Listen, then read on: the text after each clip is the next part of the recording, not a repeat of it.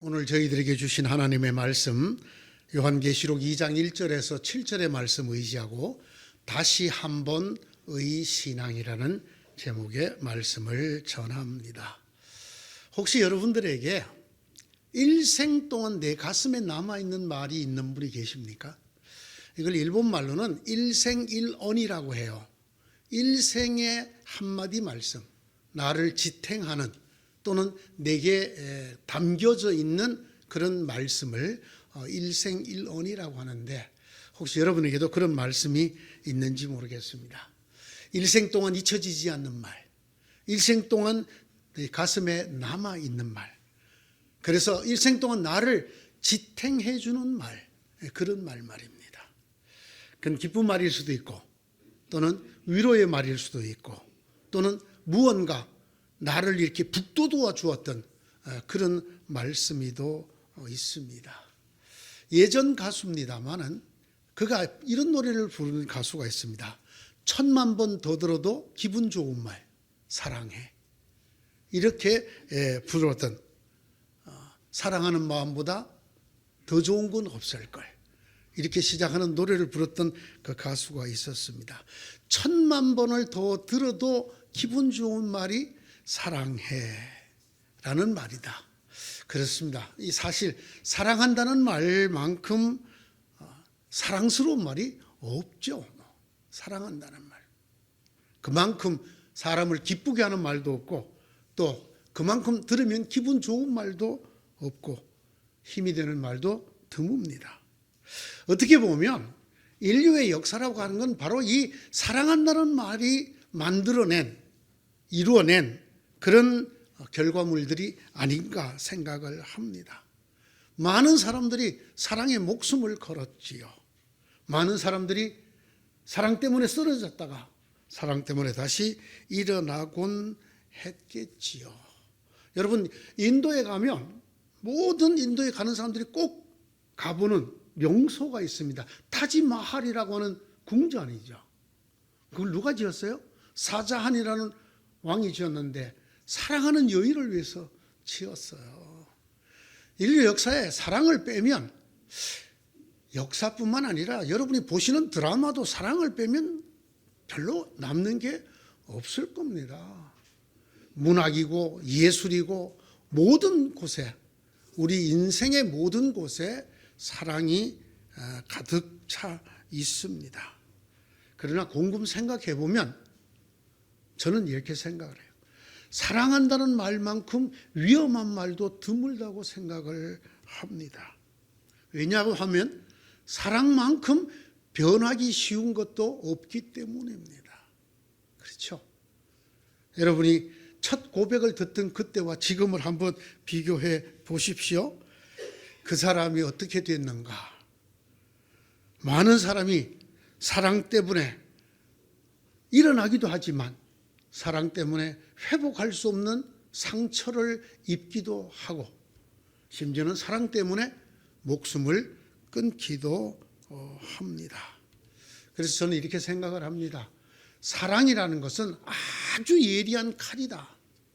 그 칼이 우리를 살릴 수도 있지만 우리를 해할 수도 있다고 생각을 합니다. 뿐만 아니고 사랑이라고 하는 것은 정말로 효력이 뛰어난 약이라고 생각을 합니다. 그래서 그 약이 우리를 살리는 그런 약이 되기도 하지만, 그러나 다른 약으로는 도저히 이걸 대체할 수 없는 그런 위험한 극단의 처방이 되기도 한다고 저는 생각을 합니다. 생각해 보십시오. 연세가 들수록 이 사랑한다라는 말에 대해서 느끼는 느낌이 점점 달라집니다. 나이가 들수록, 경험이 많을수록 이 사랑한다는 말의 위력이 현저하게 줄어들지요. 10대 사춘기 때 사랑한다 소리를 처음 들었을 그때, 또는 20대 신혼에 들었던 그 말과 지금 영감님이 내 귀에다 대고 사랑해 마누라 하는 말의 느낌이 많이 달라져 있을 것입니다. 사람들이 제게 만약에 묻는다면, 목사님에게 있어서 일생일언은 무엇입니까? 라고 묻는다면, 가장 소중한 말은 무엇입니까? 라고 묻는다면 저는 오늘의 설교 제목에 들어있는 다시 한 번이라는 말이라고 말씀드릴 수가 있습니다. 다시 한 번. 이 말은 내가 순조로울 때, 내 삶이 잘 나가는 분홍빛일 때 전혀 빛나지 않습니다. 어떤 느낌도 별로 가져다 주지 않습니다. 그런데 이 말은, 다시 한 번이라는 이 말은 우리 삶이 어떤 궁지에 몰렸을 때, 또는 어떤 벼랑 끝에 섰을 때, 또는 끝없는 나락으로 떨어질 때 이 말만큼 힘이 있고, 이 말만큼 위로가 되고, 이 말만큼 나를 강하게 붙들어주는 말이 없다고 저는 생각을 합니다. 실패에 실패를 거듭해서 내 스스로 힘으로는 도저히 일어날 수 없게 되었을 때 누군가가 다시 한번 해보자 하고 얘기해 줄 때, 또는 손을 내밀어 다시 한번 일으켜 줄 때, 넘어지고 깨어져서 만신창이가 되어서 이제 나는 모든 것이 끝났다고 생각되는 그때의 누군가, 내가 다시 한번 투자해 줄 테니까 다시 한번 해보자, 이런 말을 들을 때 이 다시 한 번의 위력이 나타납니다. 나는 이제 끝났다, 나는 더 이상 희망이 없다고 생각하던 그 벼랑 끝에 서 있을 때에 다시 한번 하고 손을 내밀어 주는 이 말만큼 힘이 되고 위로가 되고 우리를 세워주는 말은 없다고 생각을 합니다. 뿐만 아니라 저는 이 말이야말로 가장 인간적인 말이라고 저는 생각을 합니다. 가장 인간다운 말, 인간을 위한 말이 저는 다시 한 번이라고 생각을 합니다. 왜냐? 여러분, 이 다시 한 번이 운동에 적용이 되면 패자부활전이 됩니다. 패자부활전. 여러분, 동물의 세계에는 패자부활이 없습니다. 동물은 싸움에서 한번 지면 끝입니다. 그냥 그것으로 죽고 끝나는 것입니다. 오직 인간에게만 다시 한 번이 있습니다. 동물에게는 다시 한 번이 없단 말입니다. 그래서 저는 다시 한 번이라는 이 말이야말로 매우 인간적이고 인간이 되게 만들고 인간을 위한 말이라고 저는 생각을 합니다. 여러분, 인간에게만 지우개가 있다는 걸 아십니까? 지우고, 잘못된 그걸 지우고 다시 쓸 수 있는 인류가 발명한 아주 귀한 발명품인 지우개가 동물에게는 없습니다. 인간에게만 있어요. 인간에게만 리셋이라고 하는 키가 있습니다. 되돌려 놓을 수 있는, 다시 한번. 우리가 시간은 되돌릴 수 없지만은, 그러나 우리의 의지는, 우리의 마음은 되돌려 놓을 수 있는 이것이 인간에게만 있습니다. 새로 해보자, 다시 한번 해보자, 이 말은 인간만이 할 수 있는 말이고, 인간에게만 할 수 있는 말이고, 인간을 인간답게 만드는 말이라고 저는 생각을 합니다. 그러므로 네가 어디에서 떨어졌는지를 생각해내서 회개하고 처음에 하던 일을 하여라. 오늘 이 우리에게 주신 말씀 중에 아주 핵심 구절인 5절, 저는 이 말씀을 이렇게 읽습니다. 다시 한번 해보아라. 새로 한번 해보아라. 네가 첫사랑을 어디에서 잃어버렸는지 다시 한번 그것을 생각해내고 다시 한번 해보아라. 새로 한번 해보아라. 저는 이 말씀을 이렇게 읽습니다. 사람은 누구나 잘못할 수 있습니다. 누구나 잘못될 수 있습니다. 그래서 잘못할 수 있는 것이 사람입니다. 자신의 생각이나 다짐과는 다른 삶에 와 있는 자기를 발견하는 것은 인간이 흔히 경험하는 일입니다. 내가 가려고 한 길이 아니었습니다. 내가 가려고 한 곳이 아니었습니다. 그러나 나도 모르는 사이에 딴 길에 서 있고 딴 곳에 와 있는 나를 발견하게 됩니다. 수많은 범죄자들도 자기가 태어나서부터 그렇게 살리라고 작정을 하고 준비를 해서 그렇게 된 사람이 아무도 없습니다. 그러나 어느 순간 자기가 정신을 차려보니 잘못된 길로, 딴 길로 들어서 있습니다. 그래서 그 범죄자들이 가 있는 곳을 뭐라고 부릅니까? 예, 옛날에는 감옥이라고 불렀죠. 그렇게 부르지 않습니다. 요즘은 교도소라고 부릅니다. 교도하는 곳이라는 것입니다. 가르쳐서 지도하는 곳이라는 것입니다. 어떻게 하는 곳이라고요? 다시 한번 인생을 리셋시켜 주려고 하는 곳이 그곳이라고 하는 말입니다. 그들에게 가장 소중한 말이 뭘까요? 다시 한번 해라. 새로 한번 해보아라. 인생을 새로 사는 사람처럼 다시 한번 해보아라. 이 말이 아니겠습니까? 그렇습니다. 이 다시 한번이라는 말은 내가 잘 되고 내가 모든 것이 분홍빛일 때는 전혀 드러나지 않는 말입니다. 그러나 실패를 해보면, 넘어져 보면, 쓰러져 보면 이 말이 얼마나 중요한 말인가를 알 수가 있습니다. 사람은 모두 변하기 쉬운 동물이기 때문에 그렇습니다. 모두 다 어긋나기 쉬운 존재들이기 때문에 그렇습니다. 그러므로 네가 어디에서 떨어졌는지를 생각해내서 회개하다는 말이 돌아선다는 말이잖아요. 다시 한번 돌아서라. 처음에 하던 일을 하여라. 돌아가서 다시 한번 그 일을 하라고 말씀합니다. 어디서 잘못되었는지 생각해 보아라. 생각해서 바로 잡아 보아라. 그렇게 바로 잡아서 새로 한번, 다시 한번 해 보아라. 저는 오늘의 말씀이 이렇게 읽힙니다. 사랑하는 성도 여러분, 그러나 이 말을 읽을 때 우리가 꼭 유의해야 될 점이 있습니다. 이 다시 한번, 새로 한번이라는 말은 매우 두려운 말이라는 것입니다. 왜냐하면 이것이야말로 마지막이 될 수 있는 말이기 때문입니다. 이것이야말로 우리에게 주어지는 마지막 기회일 수 있기 때문입니다.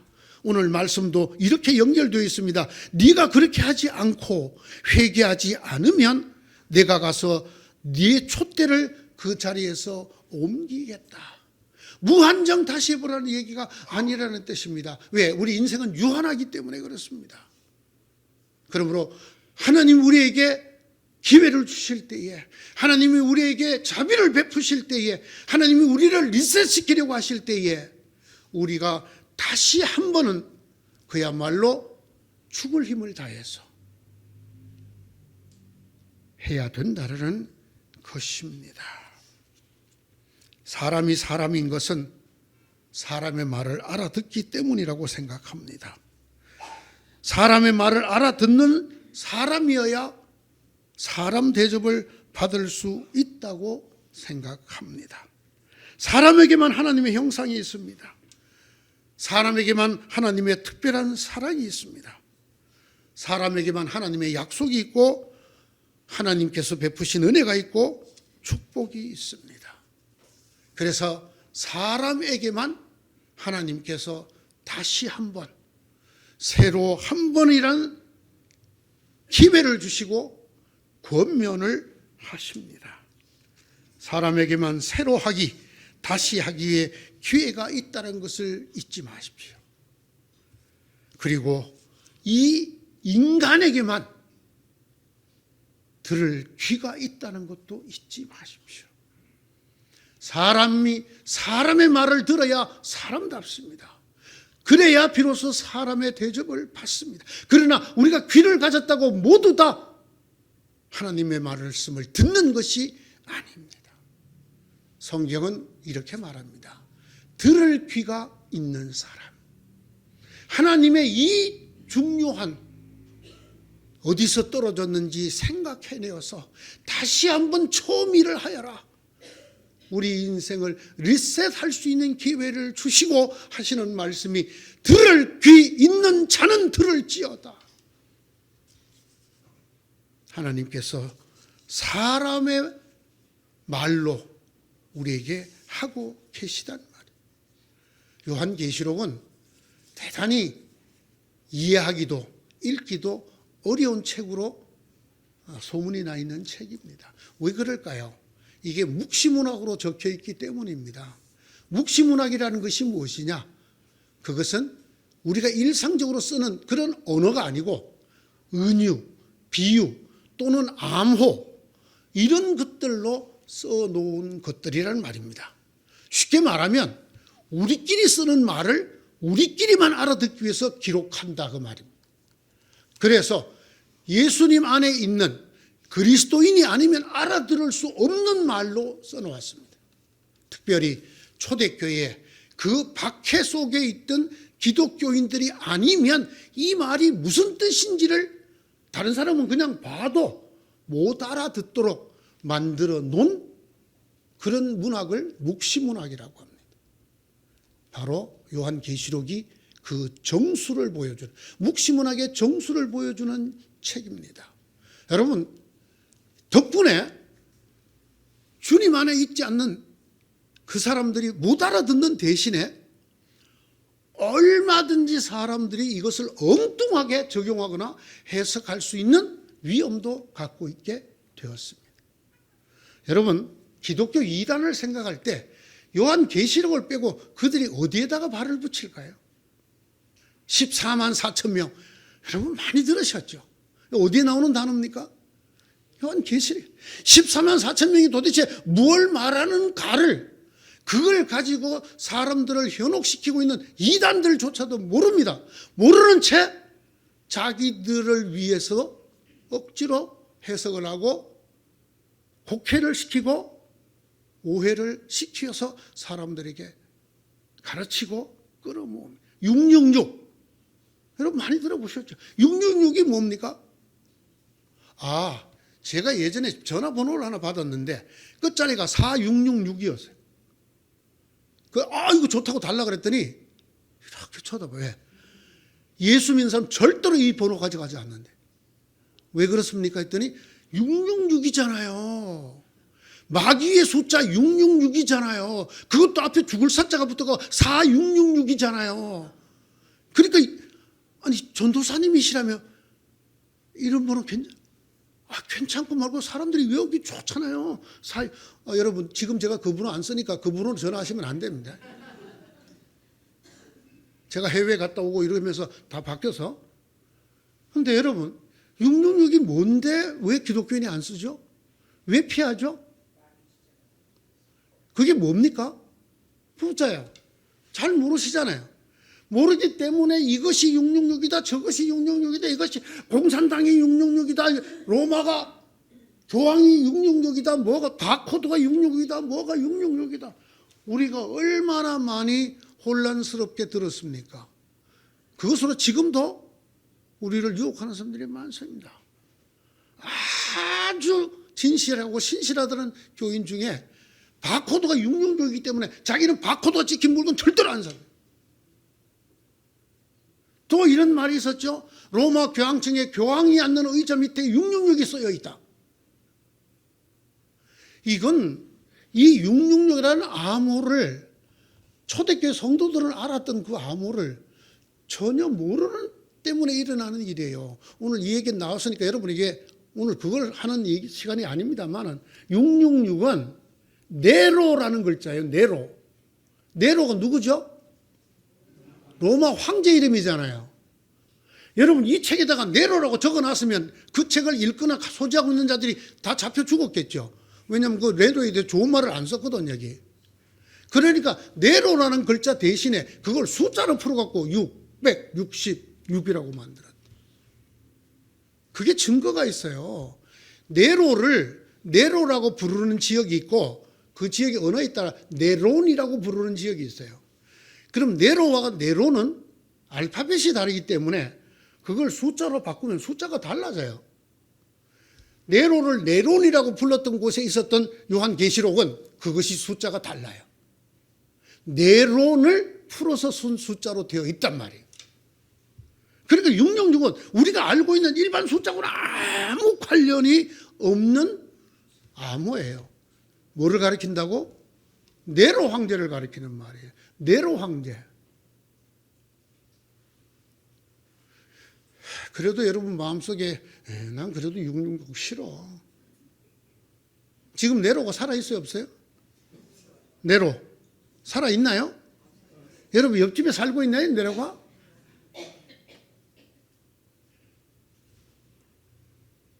그래도 여러분을 미혹하던 그 이단들이 666에 갖고 얘기한 게 우리 머리에 팍 박혀가지고 안 사라져. 자유함이 없어. 얼마나 억울한 일이에요. 이럴 위험성을 가지고 있는 책이 요한계시록입니다. 뭐 첫 번째 대접이 어떻고 두 번째 대접을 쏟고 뭐 어떻게 한때 두때 무슨 반때 이게 도대체 무슨 말이에요? 왜? 은어와 암호로 되어 있기 때문에 그렇습니다. 예? 그러나 초대교회 당시에 기독교인들은 이걸 읽으면 다 알아듣는 말이었어요. 다 알아듣는 말. 예? 장로님 고향이 어디십니까? 나 38 따라지요. 어디 출신이라는 뜻입니까? 예? 그걸 왜 이북 출신입니다 이러지 않고 38 따라지라고 그러나? 그걸 우리나라 사람이 아니면 38 따라지가 뭐야? 왜 38이 따라지지? 혹시 여러분 38이 따라진 걸 아시는 분이 계십니까? 3하고 8을 더하면 뭐가 돼요? 11이 돼요. 11이 도리지구 땅에서는 따라지예요. 1. 따라지는 말이 1이라는 뜻이에요. 우리가 뜻도 모르고 쓰잖아요. 38 따라지. 어떤 사람들은 그렇게 말해요. 38선을 넘어왔다고 38 따라지라고 한다. 예? 그런데 왜 뒤를 따라지라고 그러냐고. 아니 38에 광땡도 있는데 뭐 이런 걸 내가 왜 이렇게 잘 알지? 예? 기왕이면 나 38 광땡이요 이러면 되잖아요. 근데 왜 나 38 따라지라고 그래요? 자기를 비하시키는 말이거든요. 38을 더하면 도리지구 땡에서는 따라지가 되지만 3광, 8광을 가지면 광땡이잖아요. 광땡. 이북에 쏘신 여러분 누가 묻고던 38 광땡이 올시다 이렇게 말씀하시기 바랍니다. 이런 것을 은어라 암호다 그렇게 말을 합니다. 이렇게 적혀 있단 말입니다. 그런데 이 요한계시록에 그런 은어나 암호가 전혀 들어있지 않는 구절이 있습니다. 그게 요한계시록 2장부터 3장 3장 끝까지 2장 3장이 전혀 그런 언어로 적혀 있지 않습니다. 이 2장 3장이 뭐냐? 소위 7 교회에게 주시는 하나님의 말씀입니다. 첫째가 에베소 교회죠. 에베소 교회의 심부름꾼에게 이렇게 전하여라로 시작하는 여기서부터 시작해서 에베소 교회, 서머나 교회, 버가모 교회, 두아디라 교회, 그리고 사대 교회, 빌라델비아 교회, 라오디기아 교회 이 7 교회에 주는 말씀은 전혀 언어나 암호로 되어 있지 않습니다. 왜 그럴까요? 이것은 혹시라도 모를 오해가 일어나지 않도록 보다 명확하고 정확하게 교회에게 주는 말씀이기 때문에 그렇습니다. 교회 즉 예수를 주님으로 믿는 성도들에게 크리스찬에게 아주 직설법적으로 주는 말씀이다 그 말입니다. 이것만은 오해가 없도록 이것만은 잘못 해석하지 않도록 그래서 누구나 정확하게 알아들을 수 있도록 주시는 말씀이에요. 그 첫 번째가 바로 오늘 에베소 교회에 주는 말씀입니다. 에베소 교회의 심부름꾼에게 이렇게 전하여라. 네 첫사랑을 어디서 놓쳤는지 돌아보고 반성하고 돌아가서 다시 그 처음 행위를 가져라. 사랑하는 성도 여러분, 하나님이 여기에 얼마나 무게를 두고 있는지 아시겠습니까? 은어로, 은유로, 비유로 쓰지 않았습니다. 암호로 쓰지 않았습니다. 이 계시록 가운데 말입니다. 우리가 누구나 보기만 하면 알 수 있는 언어로 우리에게 말씀하십니다. 내가 너에게 기회를 준다. 다시 한번 하도록 해라. 내가 너에게 자비를 베푼다. 새로 한번 하도록 해라. 사랑하는 성도 여러분, 저는 이 연말 송년 예배야말로 이 말씀을 되새길 때라고 생각을 합니다. 우리의 지난 1년을 돌이켜보면서 우리가 칭찬받을 일, 사랑받을 일도 많겠지만 우리가 혹여라도 놓쳐버린, 내 생각이나 의도와 달리 딴 길로 와버린 그런 우리를 발견하게 된다면 하나님의 음성을 꼭 들어야 합니다. 네가 어디에서 떨어졌는지를 생각해내라. 그리고 돌아가라. 처음 하던 일을 다시 하여라. 하나님께서 우리에게 주시는 이 다시 한번, 새로 한 번의 믿음을 회복하시기를 바랍니다. 다시 말씀드립니다. 잘못할 수 있기 때문에 인간입니다. 그리스도인도 예외가 없습니다. 실수할 수 있기 때문에 인간입니다. 내 생각이나 의도와 달리 딴 모습으로 드러날 수 있기 때문에 인간입니다. 그래서 이 인간에게만 하나님께서 다시 한 번을 주십니다. 인간만이 하나님의 자비로 리셋, 되돌릴 수 있기 때문입니다. 어디서 무엇이 잘못됐는지 정직하게, 겸손하게 되돌아보는 여러분 되시기를 바랍니다. 그래서 하나님 주시는 이 기회 놓치지 말고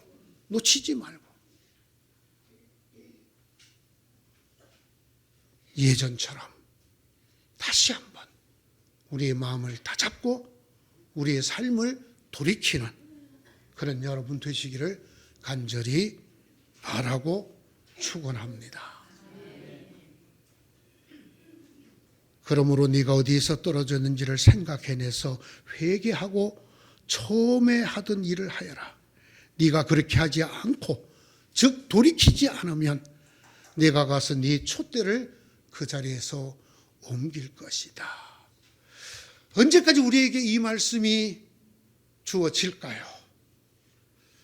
일주일만 더 사셨으면 마침내 100세가 되는 사랑하는 우리 집사님 하나님 나라로 가셨습니다.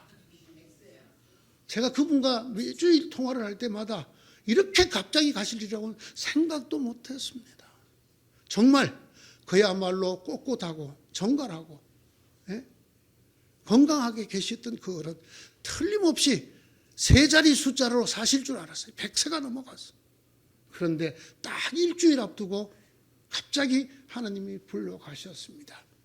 여러분에게 제가 무슨 말씀을 드리고 싶은지 아시겠습니까? 여러분에게 기회가 항상 있는 것이 아니라는 것입니다. 항상 우리에게 다시 한 번이 주어지는 것이 아니라는 말씀. 바라건대는 여러분 모두 내년 송년 예배도 다 같이 모여서 예배 드리기 원하지만 누가 합니까? 하나님이 누구를 불러가시는지. 오는 순서대로 간다고요? 천만의 말씀이에요. 올 때는 순서가 있어도 갈 때는 순서가 없어요. 그렇잖아요? 네. 하나님께서 여러분에게 주시는 이 소중하고 자비로운 기회를, 이 말씀을 꼭 붙드셔야 합니다. 다시 한번 기회를 주실 때에 우리가 이걸 다 잡고 살아가는 2005년 되시기를 진심으로 축원합니다. 기도합시다. 하나님, 부족한 저희들이지만 저희들을 사랑한다 하시고 저희들에게 다시 한번 새로 한 번의 권면을 주셔서 감사합니다. 이 기회 놓치지 않는 저희가 되게 하여 주시옵소서. 주님께서 주시는 이 기회가 1000번, 10,000번 지속되는 것이 아닌 것을 우리 인생의 한계를 통하여 깨닫습니다. 오늘도, 어제도, 지난주에도 우리 곁을 훌쩍 떠나는 사람들이 있습니다. 하나님의 이 아름다운 권면이 소용이 없어지는 때가 누구에게나 언제 닥칠지 알 수 없습니다. 주님, 우리에게 하나님이 주신 날이 주어졌을 때 하나님이 주시는 이 아름다운 기회, 다시 한 번의 기회를 붙들고 살게 하여 주셔서 우리가 하나님께서 우리에게 오셔서 촛대를, 생명의 촛대를 옮기는 일이, 그런 가슴 아프고 슬픈 일이 일어나지 않도록 도와주시옵소서. 사랑하는 모든 성도들에게 주님, 2024년을 돌아보게 하시고 겸허하게 어디서 내 첫사랑의 행위가 떨어졌는가를 생각해내고 그 처음 일로 돌아가서 다시 한번 그 일을 이루어내는 저희들이 다 되게 도와주시옵시고 이 교회가 되게 하여 주시옵소서. 예수님 이름으로 기도드리옵나이다. 아멘.